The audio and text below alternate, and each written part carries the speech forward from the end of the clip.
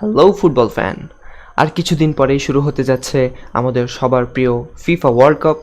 কিন্তু এইবার ফিফা নতুন 6টি রুলস অ্যাড করেছে, তাই আজকে আমরা সেই 6টি রুলস নিয়ে কথা বলবো। তো প্রথমেই বলে রাখি, এইবার ফিফা এর বেশিরভাগ রুলসই হচ্ছে যাতে খেলার সময় কোনো অতিরিক্ত সময় নষ্ট না হয়। তো আমরাও এবার সময় নষ্ট করব না, আমরাও জেনে নিই সেই 6টি রুলস কী কী।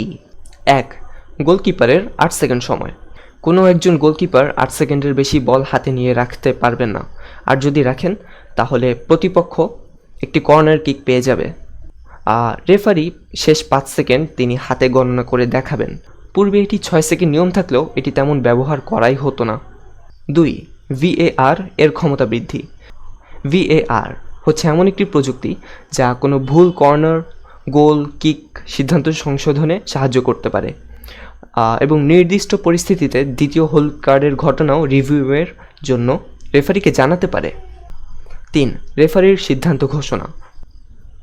অনেক প্রতিযোগিতায় ভিএআর প্রযুক্তি ব্যবহারের পর রেফারি স্টেডিয়ামের যেই মাইক্রোফোন আছে তা ব্যবহার করে নিজের সিদ্ধান্ত ব্যাখ্যা করতে পারবেন। 4. সময় নষ্ট করা কমানোর ব্যবস্থা। বদলি হওয়া খেলোয়াড়কে খুব দ্রুতই মাঠ ত্যাগ করতে হবে, আর কোনো প্লেয়ার যদি ইচ্ছাকৃতভাবে দেরি করে তাহলে তাকে শাস্তি প্রদান করা হতে পারে।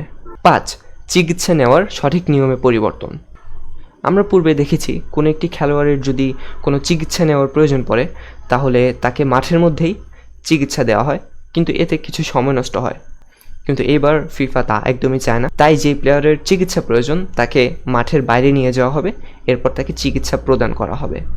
6. ক্যাপ্টেন অনলি যোগাযোগ নীতি।